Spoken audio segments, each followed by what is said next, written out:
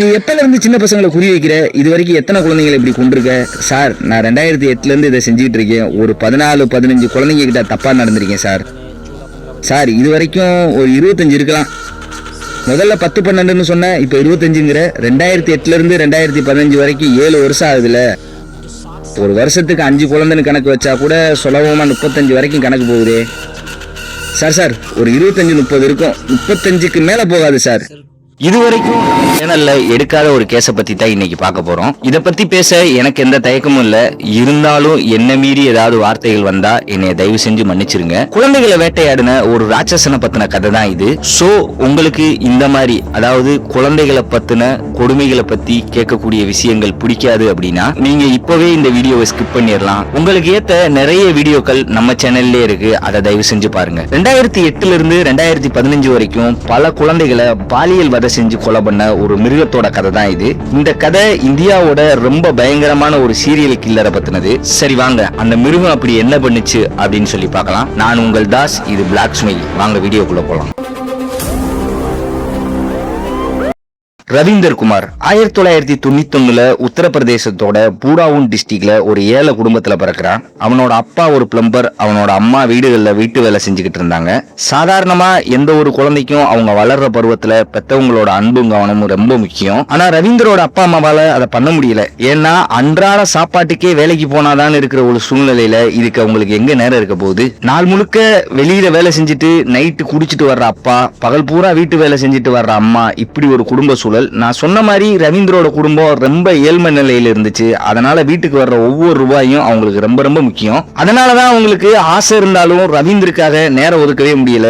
இது எல்லாத்துக்கும் என்ன அர்த்தம் அப்படின்னா ரவீந்தரோட வளர்ப்பு சரியான முறையில இல்ல அப்படிங்கிறது தான். ரவீந்தர் கொஞ்சம் வளர்ந்ததுக்கு அப்புறம் ஸ்கூலுக்கு போக ஆரம்பிச்சான். ஆனா அவனுக்கு படிப்பு மேல நாட்டம் இல்லாததால அவன் ஸ்கூல் போறத கொஞ்சம் கொஞ்சமா குறைக்கவும் ஆரம்பிச்சான். இப்பவும் சரி 90கள்லயும் சரி நம்ம ஊர்ல கல்விக்கு கொடுக்கக்கூடிய முக்கியத்துவம் மாதிரி நார்த்ல அந்த அளவுக்கு கல்விக்கு முக்கியத்துவம் பெத்தவங்களும் சரி மத்தவங்களும் சரி யாருமே கொடுக்கறது கிடையாது. ரவீந்தரோட அப்பா அம்மாவும் அவ்வளவா படிக்காததால அவங்களும் அவனை ஸ்கூலுக்கு போக சொல்லி ரொம்பவே வற்புறுத்தல.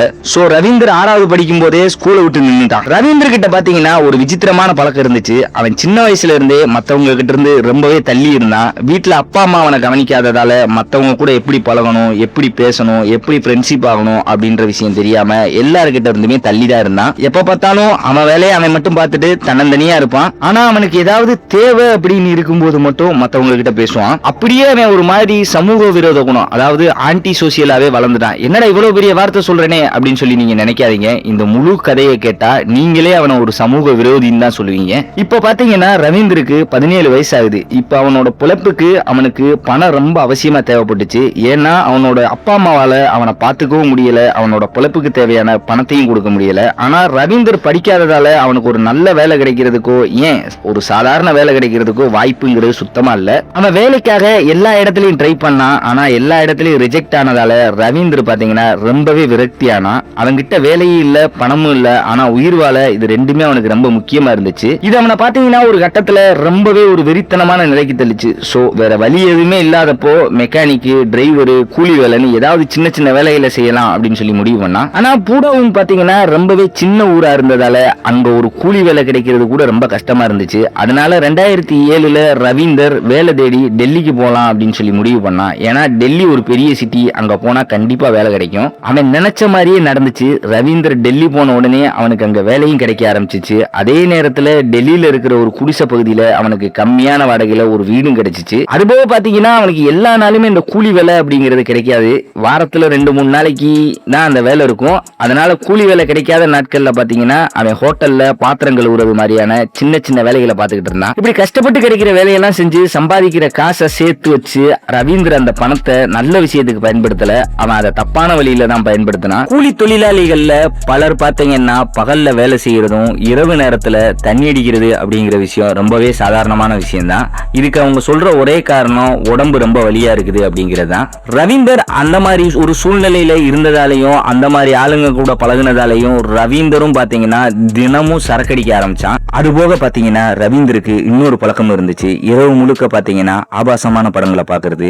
அது போக நார்மலா இருக்கும்போது அவனோட குணம் எப்படி இருந்துச்சுன்னா, அவன் கண்ணு முன்னாடி ஒருத்தருக்கு ஆக்சிடென்ட் ஆனாலோ இல்ல அவங்க ரொம்ப மோசமான நிலைமையில கீழே விழுந்தாலோ கூட அவன் அவங்கள திரும்பி கூட பார்க்க மாட்டான். அவன் யாருக்கிட்டையும் ஒழுங்கா கூட பேச மாட்டான். அதுவே தண்ணி அடிச்சுட்டா மத்தவங்க கூட சண்டை போடுவான், அசிங்கமா திட்டுவான், உளறிக்கிட்டே சுத்துவான். இந்த ஆபாச படம் பாக்குற பழக்கம் அவனுக்கு வேற மாதிரியான பாதைக்கு அவனை இழுத்துட்டு போச்சு. அதாவது கொஞ்சம் கொஞ்சமா குழந்தைகள் சம்பந்தப்பட்ட ஆபாச வீடியோக்களை பார்க்க தொடங்கினா. அவன் எல்லா எல்லையும் மீற ஆரம்பிச்சான். அந்த மாதிரியான ஆபாச வீடியோக்கள்ல குழந்தைகள் இருக்கிறது அவனுக்கு ரொம்பவே ஆர்வத்தை கொடுக்க ஆரம்பிச்சிச்சு. என்ன காரணம்னா, அந்த மாதிரி ப்ளூ பிலிம்ஸ் பார்க்கும்போது அவனுக்கு ஒரு விதமான போதை ஆகுற மாதிரி உணர ஆரம்பிச்சான். ரவீந்தர் பாத்தீங்கன்னா ஒரு முழு ஃபீடோஃபைலா மாறினா. ஃபீடோஃபைல் அப்படின்னா குழந்தைங்களை தவறான கண்ணோட்டத்துல பாக்குற நாய் அப்படின்னு சொல்லி அர்த்தம். அவன் அந்த மாதிரி படங்கள்ல பார்த்த எல்லா விஷயமே அவனோட ஆள் மனசுல பதியவும் ஆரம்பிச்சிச்சு. எந்த அளவுக்குனா, அந்த விஷயங்கள் எல்லாத்தையும் தானும் நேரில் அனுபவிக்கணும் அப்படின்னு சொல்லி அவனுக்கு தோணவும் ஆரம்பிக்குது. ஆனா அவனை அதை பண்ண விடாம தடுத்துக்கிட்டு இருந்தது என்னன்னா,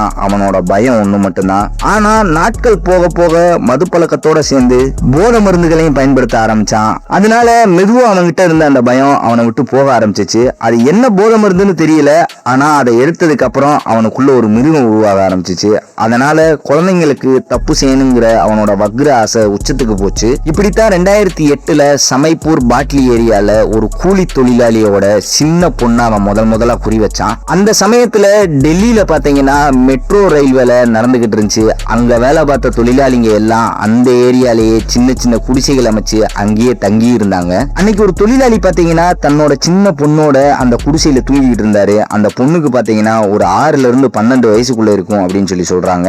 நாள் முழுக்க கஷ்டப்பட்டு வேலை செஞ்சதால அந்த தொழிலாளி சீக்கிரமாவே தூங்கிட்டாரு. அவன் அந்த பொண்ணு ரொம்ப நாள நோட்டை விட்டுக்கிட்டே இருந்து அந்த ஏரியா எப்படின்னு எல்லாத்தையும் தெரிஞ்சுக்கிட்டான். அதனால மற்ற தொழிலாளர்கள் எல்லாருமே தூங்குற வரைக்கும் காத்திருந்து அந்த நேரத்தை அவனுக்கு சாதகமா பயன்படுத்திக்கிட்டான். அந்த பொண்ணு இருந்த இடத்துக்குள்ள பூந்து வாயை பொத்தி அப்படியே அவளை தூக்கிட்டு வந்தான். இப்படி எல்லாம் நடக்கும்போது அந்த பொண்ணு அறகுற தூக்கத்துல தான் இருந்தா. ஆனா முழுசா முழிச்சு பார்த்தப்பதான் தெரிஞ்சிச்சு தன்னை தூக்கிட்டு போறது தன்னோட அப்பா இல்ல வேற யாரோ ஒரு ஆளு அப்படிங்கிற விஷயம். அந்த தெரியாத ஆளை பார்த்தோன்னே அந்த சின்ன பொண்ணு கத்தி கூச்சல் போட ஆரம்பிச்சா. அவ கத்த ஆரம்பிச்சோடனே ரவீந்தர் அவ வாயை இறுக்கமா மூடி தூக்கிட்டு ஓட ஆரம்பிச்சான். யாருமே காப்பாத்த வர முடியாத ஒரு பாலடைஞ்ச இடத்துக்கு அவளை தூக்கிட்டு போனான். அங்க போய் அவன் செஞ்ச கொடுமைகளை என்னால வார்த்தையால கூட சொல்ல முடியாது. ஆனா அப்பவும் அந்த சின்ன பொண்ணு விட்டு கொடுக்கல. அவனை எதிர்த்து போராடினா. ஆனா உருவத்திலையும் பலத்திலையும் பெரியவனான ரவீந்தரை எதிர்த்து அந்த பொண்ணால என்ன பண்ண முடியும்? உயிர் தப்ப வழியே இல்லைன்னு தெரிஞ்சதும் அவ கத்தி கூச்சல் போட ஆரம்பிச்சா. யாராவது சத்தம் கேட்டு வந்து தன்னை காப்பாத்துவாங்க அப்படின்னு சொல்லி அவன் நம்புனா. ஆனா அவ கத்துனதுல ரவீந்தர் பயந்து போய் அவளை அமைதிப்படுத்த கொடூரமா அடிக்க ஆரம்பிச்சான். அப்பவும் அவ சத்தம் குறையாததால ரவீந்தருக்கு வெளியேறி அவன் கையால அவ கழுத்தை நெரிச்சான். கொஞ்ச நேரத்திலே அந்த பொண்ணு இறந்தும் போயிட்டா. ஆனா அதோட ரவீந்தர் நிறுத்தல. அதுக்கப்புறம் அவன் செஞ்ச விஷயத்தை பத்தி கேட்கிற உங்ககிட்டயே விட்டுறேன், அவனுக்கு எந்த மாதிரி தண்டனை கொடுக்கணும் அப்படின்னு சொல்லி நீங்களே கமெண்ட்ல சொல்லுங்க. அந்த பொண்ணை கொன்னதுக்கு அப்புறமும் அந்த பிணத்தோட வன்புணர்வு செஞ்சான் அந்த கொடூரமான ராட்சசன். அவனோட வெறி அடங்கினதுக்கு அப்புறம் அந்த பிணத்தை தூக்கி வீசிட்டான். ரொம்ப வருத்தமான விஷயம் என்னன்னா, இது ரவீந்தரோட கொலவெறியாட்டத்தோட ஆரம்பம் தான். அவன் வழக்கமா வேலை முடிஞ்சு வந்ததும் போதை மருந்து எடுத்துக்கிட்டு 8 மணிக்கு தூங்கிடுவான். அப்புறம் நடு ராத்திரில எந்திரிச்சு தன்னோட அடுத்த இறைக்காக வெளியே கிளம்புவான். யாருமே பார்க்காத நேரத்துல குடிசைக்குள்ள நுழைஞ்சு அம்மா பக்கத்துல தூங்கிக்கிட்டு இருக்கிற குழந்தைங்களை அப்படியே தூக்கிட்டு ஓடிடுவான். யாராவது சத்தம் போட்டா அவங்கள அங்கேயே கொன்னுட்டு அப்புறம் அவங்க பிணத்தோட தன்னோட ஆசையை தீர்த்துப்பான். இவ்வளவு செஞ்சும் அவனுக்கு ஒரு துளி கூட வருத்தம் இல்ல. ஏன்னா அவன்கிட்ட மனிதாபிமானம் அப்படிங்கிற ஒண்ணு கிடையவே கிடையாது. அவன் நிஜமாவே ஒரு மிருகமா ஒரு ராட்சசனா மாறிட்டான். அதுக்கப்புறம் பாத்தீங்கன்னா அவன்கிட்ட எப்பெல்லாம் காசு இருக்கோ அப்பெல்லாம் திரும்பவும் குடிப்பான், போதை மருந்து எடுத்துப்பான். அப்புறம் ராத்திரி நேரத்துல வேறொரு குழந்தையை தேடி வெளியே கிளம்பிடுவான். சில நேரங்கள்ல குழந்தையை தேடி 40 கிலோமீட்டர் வரைக்கும் கூட அவன் நடந்தே போக ஆரம்பிச்சான். ரவீந்தரோட இந்த போதை வெறி அவன் மேல அந்த அளவுக்கு ஆதிக்கம் செலுத்துச்சு. தன்னோட வக்ர ஆசைகளை தீர்த்துக்கிறதுக்கு அவன் எந்த எல்லைக்கும் போக தயாரா இருக்கிற அளவுக்கு மாறினா. அவன் வீட்டை விட்டு வெளியே வரும்போது எப்பவுமே கையில சாக்லேட்டு இல்லைன்னா மிட்டாய்களை வச்சிருப்பான். அதை வச்சு குழந்தைகளை தன்னோட வலையில விழ வைக்கலாம் அப்படின்னு சொல்லி அவன் நினைச்சான். எப்பயாவது ஒரு குழந்தை தனியா இருக்கிறத பார்த்தா அந்த குழந்தை கிட்ட போய் பேச்சு கொடுத்து அந்த குழந்தைக்கு மிட்டாய் கொடுக்கறேன்னு சொல்லியோ இல்ல காசு கொடுக்கறேன்னு சொல்லியோ அந்த குழந்தைய தன்னோட வலையில விழ வைப்பான். அந்த விஷயம் நடந்ததுக்கு அப்புறம் அந்த குழந்தைங்க அதோட அதோட வாழ்க்கையில எப்பவுமே அவங்களோட குடும்பத்துக்கு மறுபடியும் திரும்பவே திரும்பாது. இது எல்லாத்தையும் கேட்டதுக்கு அப்புறம் உங்க மனசுல கண்டிப்பா ஒரு கேள்வி வரும், இத்தனை குழந்தைகளை கொல்றானே, இத்தனை குழந்தைகளை கடத்துறானே, இவன் ஏன் மாட்டவே இல்லையா அப்படின்னு. அது என்னன்னா, ரவீந்தர் தன்னோட இறைகளை ரொம்ப சாமர்த்தியமா தேர்ந்தெடுத்தான். அவனோட இலக்கு பாத்தீங்கன்னா பெரும்பாலும் ஏழை குடும்பத்து குழந்தைங்க தான். ஏன்னா அவங்கள தூக்குறது ரொம்ப ஸ்லோமோ, அதே நேரம் பாதிக்கப்பட்ட பல குடும்பங்கள் போலீஸ்ல புகார் கொடுக்கணும்னு நினைக்கவே மாட்டாங்க. அப்படியே யாராவது புகார் கொடுத்தா கூட அந்த குழந்தையோட உடல்கள் கிடைக்கவே இல்லை. உடல்கள் கிடைக்காததால அந்த கேஸ் அடுத்த கட்டத்துக்கு போக முடியாம அப்படியே நின்றும். மற்ற சீரியல் கில்லர்கள் மாதிரியே ரவீந்தர் ரொம்பவும் இறக்கமில்லாதவனாகவும் எல்லாத்தையும் பிளான் பண்ணி செய்யறவனாகவும் இருந்தான். அவன் அடிக்கடி தன்னோட இடத்தை பாத்தீங்கன்னா மாத்திக்கிட்டே இருந்தான். ஆனா டெல்லியை சுத்தியே தான் அவன் கைவரிசை காட்டினான். அப்பதான் பல இடத்துல இருந்தவங்களோ இல்ல கூட வேலை பார்த்தவங்களோ அவனை அடையாளம் கண்டுபிடிக்க முடியாது. அதே நேரம் அவன் மேல சந்தேகம் வராது அப்படின்னு சொல்லி அவன் நினைச்சான். இப்படியே வருஷங்கள் கடந்து போச்சு. ரவீந்தரால பாதிக்கப்பட்ட குழந்தைகளோட எண்ணிக்கையும் அதிகமாகிட்டே இருந்துச்சு. அவன் குழந்தைகளை கொல்லும் போது அந்த குழந்தைங்க கதறி அழுது அவங்கிட்ட கெஞ்சுறத பார்க்கும்போது அவனுக்கு பாத்தீங்கன்னா அது ஒரு மிகப்பெரிய ராஜபோதையா அவனுக்கு தோண ஆரம்பிச்சிச்சு. இத்தனை கொலைகள் செஞ்சதுக்கு அப்புறமும் கூட சுதந்திரமா ரவீந்தர் வெளியே சுத்திக்கிட்டு இருந்தான். இதனால பாத்தீங்கன்னா அவனுக்கு தலக்கணம் அப்படிங்கிறது அதிகமாக ஆரம்பிச்சிச்சு. ஏன்னா தான் இவ்வளவு செஞ்சா கூட தன்னை யாராலையும் ஒன்னும் செய்ய முடியாது அப்படிங்கிற எண்ணம் அவனுக்கு கொஞ்சம் கொஞ்சமா வளர ஆரம்பிச்சிச்சு. ஆரம்பத்துல அவன் 6ல இருந்து 12 வயசு உள்ள குழந்தைகளை தான் குறி வச்சான். ஆனா அவனோட கொடூரம் அதிகமாக 2 வயசு குழந்தைகளை கூட அவன் தூக்க ஆரம்பிச்சான். ரவீந்தர் எந்தெந்த ஏரியால குழந்தைகளை தூக்குனானோ அந்த டெல்லி பகுதிகள் முழுசும் ஒரு விதமான பீதி பெற ஆரம்பிச்சிச்சு. 2013 வாக்குல ரவீந்தர் தப்பு செஞ்ச இடங்கள்ல எல்லாம் குழந்தைகள் காணாம போறாங்க அப்படிங்கிற செய்தி வேகமா பரவ ஆரம்பிச்சிச்சு. இதனால மக்கள் பாத்தீங்கன்னா கொஞ்சம் எச்சரிக்கையா இருக்க ஆரம்பிச்சாங்க. இதை கவனிச்ச ரவீந்தர் இங்க நிலைமை சரியாகிற வரைக்கும் கொஞ்ச நாளைக்கு இங்க இருந்து தள்ளி இருக்கிறது தான் நல்லது அப்படின்னு சொல்லி முடிவு பண்ணா. அதனால அந்த யூபியில இருக்கிற ஹஸ்கஞ்ச் நகர்ல இருக்கிற தன்னோட சித்தி வீட்டுக்கு அங்கிருந்து கிளம்பி போயிட்டான். அவன் சொந்தக்காரங்க வீட்டுக்கு போயிட்டான். இனிமேல் இந்த மாதிரி தப்பெல்லாம் கொஞ்ச நாளைக்கு பண்ண மாட்டான் அப்படின்னு சொல்லி நீங்க நினைச்சீங்கன்னா அப்படித்தான் இல்ல. இதுவரைக்கும் உங்களுக்கு தலை தான் சுத்துச்சு, இனிமேல் தலைகீழா சுத்தும். அவங்க சித்தி வீட்டுல அவன் ஒரு 2 மாசம் தங்கி இருந்தான். அந்த 2 மாசத்துல எத்தனை குழந்தைங்களை வன்புணர்வு செஞ்சு கொன்னான்னு யாருக்குமே தெரியாது. நான் ரொம்ப புத்திசாலின்னு அவன் நினைச்சான். போலீஸால தன்னை ஒண்ணுமே பண்ண முடியாது அப்படின்னு சொல்லி அவன் நம்ப ஆரம்பிச்சான். ஆனா அவன் செஞ்ச பாவங்கள் அவனை தேடி வர ஆரம்பிச்சிச்சு. அவன் கொன்ன குழந்தைகளோட சாபம் பாத்தீங்கன்னா அவனை திருப்பி தாக்க காத்துக்கிட்டு இருந்துச்சு. 2014 அவன் முதல் முறையா மாட்டினான். பேகம்பூர்ல ஒரு பையனை சாக்லேட் கொடுத்து கடத்திட்டு போய் அந்த பையனை துன்புறுத்திட்டு அவன் கழுத்தை கத்தியால அறுத்தான். கத்தியால அறுத்ததுக்கு அப்புறம் அந்த பையனுக்கு ரத்தம் அதிகமா போக ஆரம்பிக்கும். அவன் செத்துட்டான்னு நினைச்சு பக்கத்துல இருந்த ஒரு கட்டட வேலை நடக்கிற இடத்துல இருக்கிற செப்டி டேங்க் உள்ள அந்த துடிக்கிற உடம்ப போட்டு மூடிட்டான். இவ்வளவு ரத்தம் போயிருக்கு, கண்டிப்பா செத்துடுவான்னு நினைச்சு அங்க இருந்து அவன் கிளம்பியும் போயிட்டான். நல்ல வேலையா அப்படி நடக்கல. ஏதோ ஒரு அதிசயத்தால அந்த பையன் உயிர் தப்பிச்சிடுச்சு. அந்த பையனை அடைச்சு வச்சிருந்த டேங்க்ல இருந்து ரத்தம் வெளியே வர்றத அந்த வேலை பார்த்துட்டு இருந்தவங்க கவனிச்சு அதை திறந்து பார்க்கவும் அதுல அந்த பையன் உயிருக்கு போராடிட்டு இருக்கிறத பார்த்தவங்க உடனே அவனை ஆஸ்பத்திரிக்கு தூக்கிட்டு போய் சேர்த்தாங்க. அதிர்ஷ்டவசமா பாத்தீங்கன்னா அந்த பையன் பொழைச்சுக்கிட்டான். உயிர் தப்புன அந்த பையன் போலீஸ் கிட்ட எல்லாத்தையும் சொல்லவும் போலீஸ் தகவல் கிடைச்ச உடனே ரவீந்திர அரெஸ்டும் பண்ணாங்க.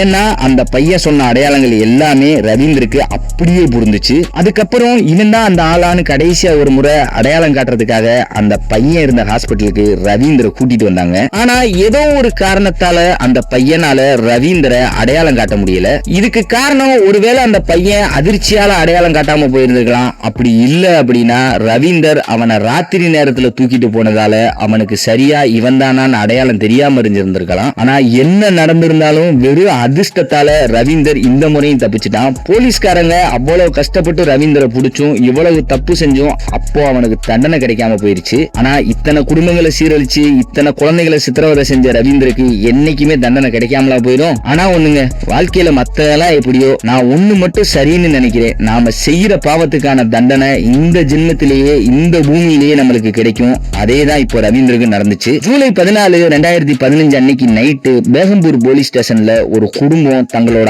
6 வயசு பொண்ணை காணான்னு சொல்லி புகார் கொடுத்தாங்க.